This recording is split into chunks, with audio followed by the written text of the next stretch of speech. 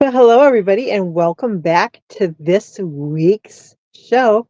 I am your show host, SHETAN NOIR, and this is High Strangeness in the Liminal Abyss. Now, it is that time of year.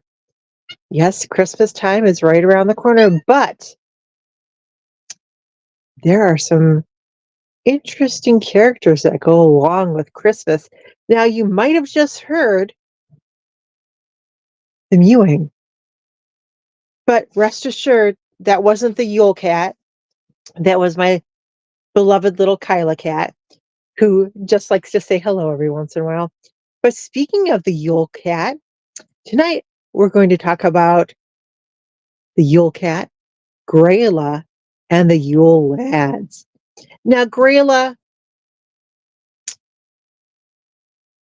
in old traditions, was this giant ogre or this beggar woman who would go house to house begging the parents, the homeowner, for bad children that she would take back to her house on the edge of the woods and beat or work them very hard, sometimes eat.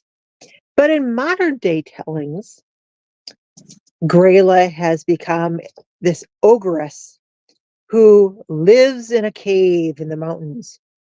And she goes sneaking from village to village, collecting bad children, and takes them back home and chains them up and puts them in her stew pot to cook. Now, fortunately for the children, Grayla has a very lazy husband. He is actually her third husband, and he's not exactly the best at keeping track of who comes into the cave, who goes out of the cave. I mean, he and Grayla have 13 children together, the Yule Lads. So is it any wonder that he doesn't pay attention to anything? And sometimes he falls asleep, which gives the children an opportunity to escape from their chains and escape from the stew pot and go back to their village and tell them their woeful tale and plead their case that they will never be bad again, in hopes that Grayla never comes and finds them again. Now, Grayla shares this home with not only her husband, but her 13 sons, the Yule Lads, and her cat, the Yule Cat. Now, the Yule Cat was this gigantic black cat. Now, my cat is a Lynx Point Siamese. She's silvery in color with gray tips and a striped tail. Nothing like a Yule Cat. But the Yule Cat would come and peek from house to house into the windows. And he would watch to see if the children were wearing new Christmas clothes. And if they weren't wearing new Christmas clothes, well, that must mean that they were bad children and they had not done their chores. And therefore, they had not received their new Christmas clothing. And if this was the case, then that meant that they hadn't got their spinning done, their wools, their threads, their yarn, and they didn't have anything to make new clothing with. So obviously they had not done their chores. So the Yule Cat would bide his time, and then as soon as he could, he would snap the children up and either eat them on the spot or take them back to Grayla to add to the stew pot. And then there's her Yule Lads. Now, it's puzzling to me that characters like Krampus and Belsnickel and Frau Perchetta and even Grayla herself all punish very bad children. But the Yule Lads are very bad. Uh, Actually, they are just tormentors because they arrive 13 days before Christmas. And each one of them arrives on a different night and has a different thing that they specialize in. So a few of them are very good at disturbing the livestock. So bothering your sheep, bothering your cattle, upsetting them so that they don't either, produce milk or they don't give birth to offspring during the spring or summer. That was their job.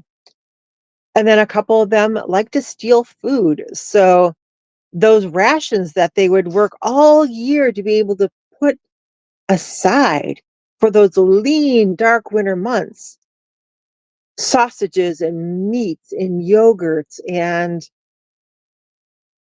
breads and stuff of that nature that they would be carefully preserving. Well, these Yule lads would just help themselves to and would steal it right off the hooks and rafters that they were drying from.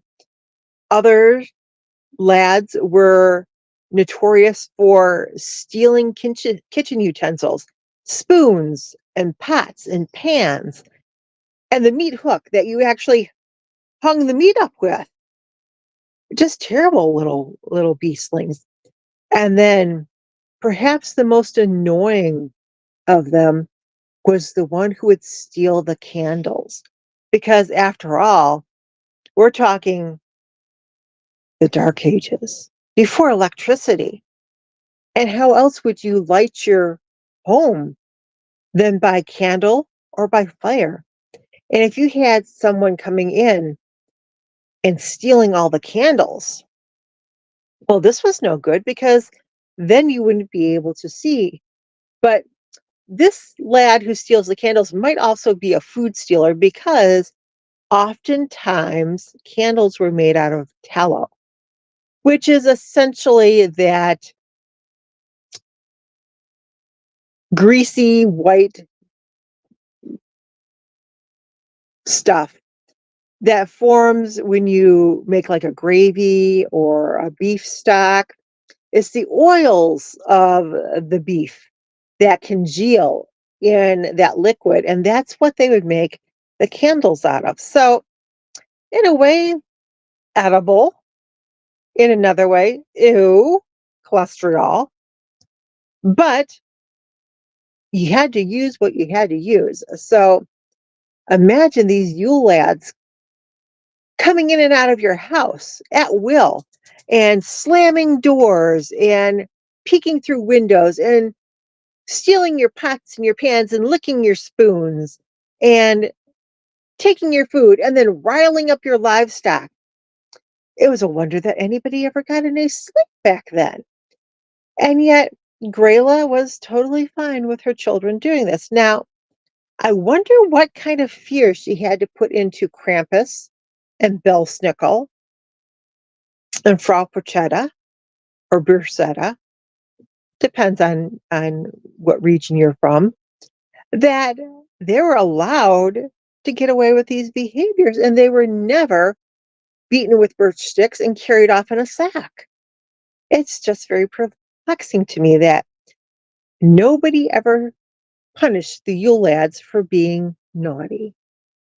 But maybe that's where Santa comes in, because never once do we hear that Santa brought the Yule lads any presents. So, are they bad because they never got any presents? Or are they bad because Santa doesn't want to give them any presents? And I couldn't see him really giving any presents to the Yule cat either. I mean, Yule cat could probably use a couple of bushels of catnip just to chill out a little bit and stop eating people. And then there's Grayla, who likes to eat children, and her husband, who's very lazy and likes to sleep. Now, speaking of birch sticks and getting punished at Christmas time, Belsnickel, in traditional sense, was similar to Krampus in the fact that he would often show up at the home carrying a birch stick and would ask the parents if there was any bad children in the home, at which point he would be invited in and the bad children would be stood before him so he could smack them on the butt with his switch, and the good children would be he would reward with a treat like fruits, maybe some candies, maybe some nuts, um, which we might not think of too much as a treat or a gift in today's time and age. But if you consider what most candy bars are made of, a sweet factor, usually with some type of nut or fruit in it, usually in a bar form, but combined together. Back in the 18, 17, 1600s, to get fruit out of season was quite the gift. To get any type of sweets during the winter months, any type of nuts during the winter months, when times were very lean, especially at Christmas time, meant that you must have done something very, very good or were very well behaved that your family thought enough of you to give you a very valuable gift in place of that food. Now, other traditions say that Belsnickel or Krampus or any of these supposedly villainary, characters might give you coal in your shoes, hence the coal in your stocking, or potatoes. But let's think about this from the olden days point of view. Even as early as the 1800s, people were often heating their homes with coal. So getting coal for Christmas, if that truly indeed was the punishment that you would suffer, might not actually be that much of a punishment because that meant that you could probably keep your family warm for at least a day or two. So if that is the punishment, I could see why children might behave badly. If it meant that they're going to get coal, then the more children, the more coal, the longer they could keep their house warm. The same with potato. It might not seem like a terrible gift.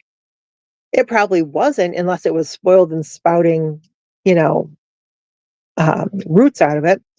But if it was just a regular potato, well, you could make a baked potato with that.